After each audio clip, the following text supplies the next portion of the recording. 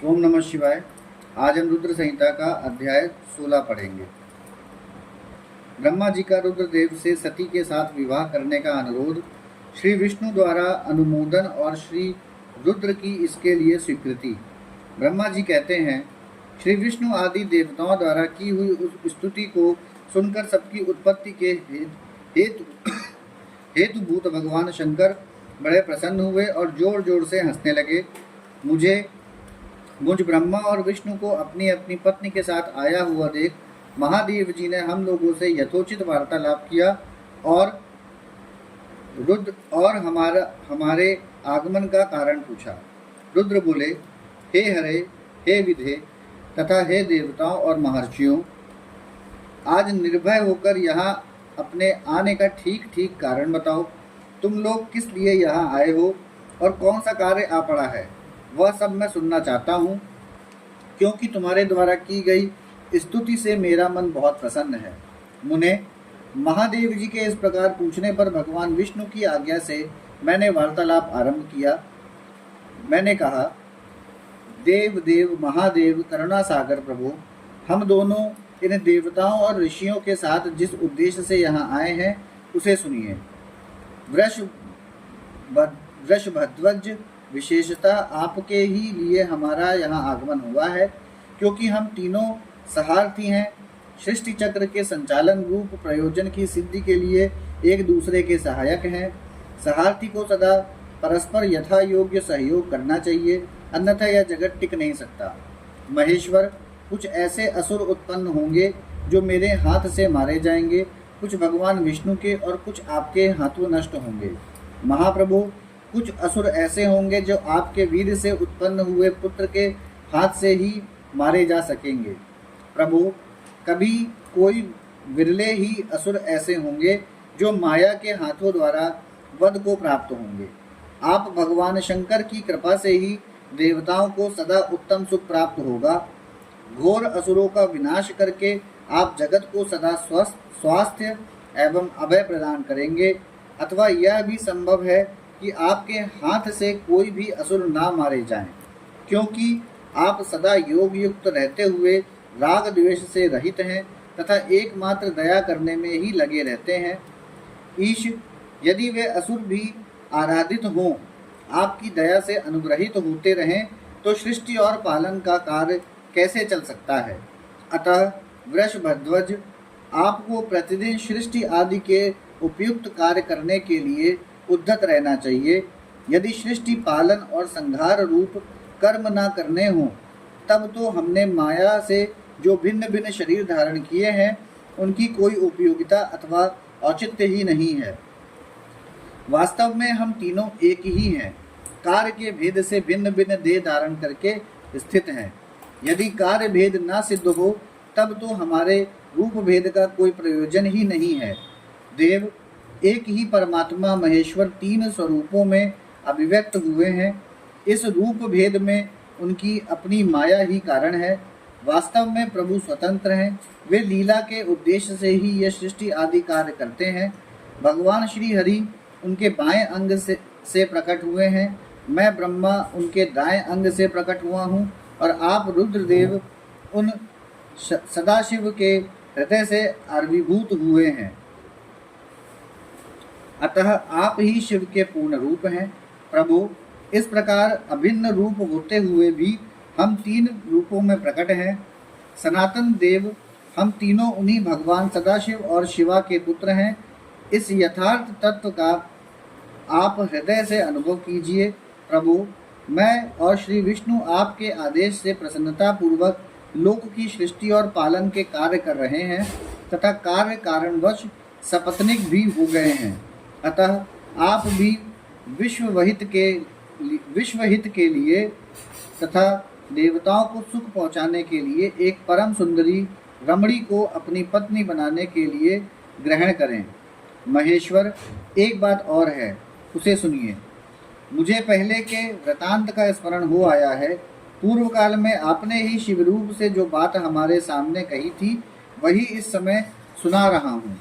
आपने कहा था, ब्राह्मण, मेरा ऐसा ही उत्तम रूप तुम्हारे अंग विशेष ललाट से प्रकट होगा, जिसकी लोक में रुद्र नाम से प्रसिद्धि होगी। तुम ब्रह्मा सृष्टिकर्ता हो गए, श्री हरि जगत का पालन करने वाले हुए, और मैं सगुण रुद्र रूप होकर संहार करने वाला होऊंगा। एक स्त्री के साथ विवाह करके लोक के उत्तम कार्य की सिद्धि करूंगा। अपनी कही हुई इस बात को याद करके आप अपनी ही पूर्व प्रतिज्ञा को पूर्ण कीजिए। स्वामिन, आपका ये आदेश है कि मैं सृष्टि करूं, श्री हरि पालन करें और आप स्वयं संहार के हेतु बनकर प्रकट हों। सो आप साक्षात शिव ही संहारकर्ता के रूप में प्रकट हुए हैं। आपके बिना हम दोनों अपना अपना कार्य करने में समर्थ नहीं हैं। अतः आप एक ऐसी कामिनी को स्वीकार करें जो लोकहित के कार्य में तत्पर रहे। शंभु, जैसे लक्ष्मी भगवान विष्णु की और सावित्री मेरी सहधर्मणी हैं, उसी प्रकार आप इस समय अपनी जीवन सहचरी प्राण वल्लभा को ग्रहण करें। मेरी यह बात सुनकर लोकेश्वर महादेव जी के मुख पर मुस्कुराहट दौड़ गई। वे श्री हरि के सामने मुझसे इस प्रकार बोले। ईश्वर ने कहा, ब्राह्मण, हरे, तुम दोनों मुझे सदा ही अत्यंत प्रिय हो। तुम दोनों को देखकर मुझे बड़ा आनंद मिलता है। तुम लोग समस्त देवताओं में श्रेष्ठ तथा त्रिलोकी के स्वामी हो। लोकहित के कार्य में मन लगाए रहने वाले तुम दोनों का वचन मेरी दृष्टि में अत्यंत गौरवपूर्ण है।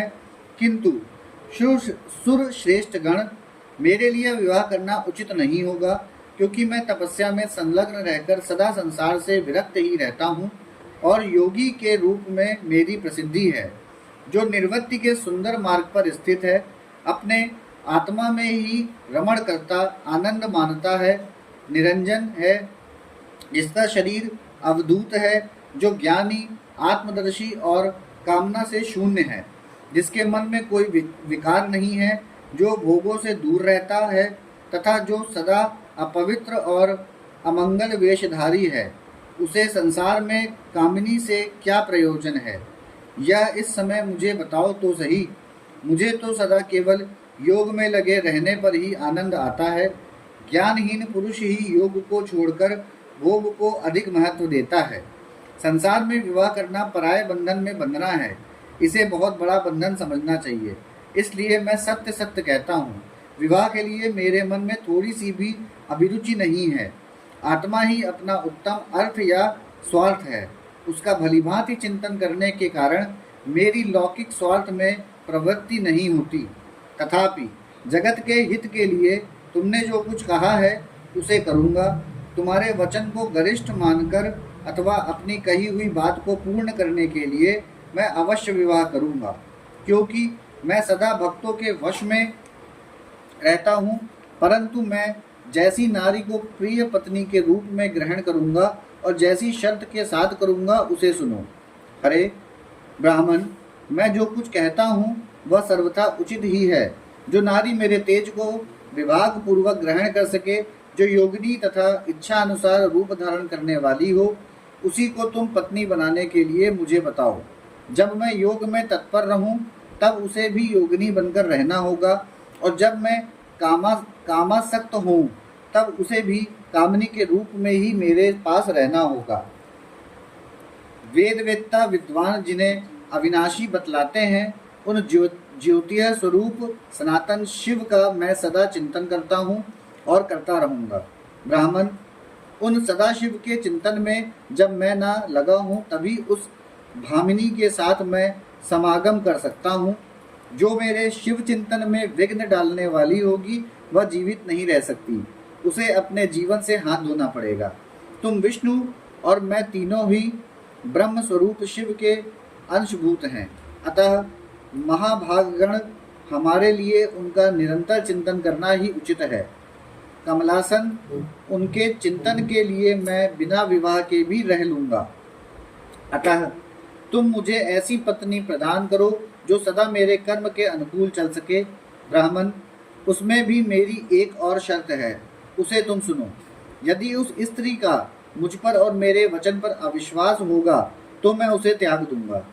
उनकी यह बात सुनकर मैंने और श्री हरि ने मंद मुस्कान के साथ मन ही मन प्रसन्नता का अनुभव किया। फिर मैं विनम्र होकर बोला, नाथ, महेश्वर, प्रभु, आपने जैसी नारी की खोज आरंभ की है, वैसी ही स्त्री के विषय में मैं आपको प्रसन्नता पूर्वक कह रहा हूँ। साक्षात सदाशिव की धर्मपत्नी जो उमा है, वे ही जगत का कार्य सिद्ध करने के लिए भिन्न भिन्न रूप में प्रकट हुई हैं। प्रभु, सरस्वती और लक्ष्मी ये दो रूप धारण करके वे पहले ही यहाँ आ चुकी हैं।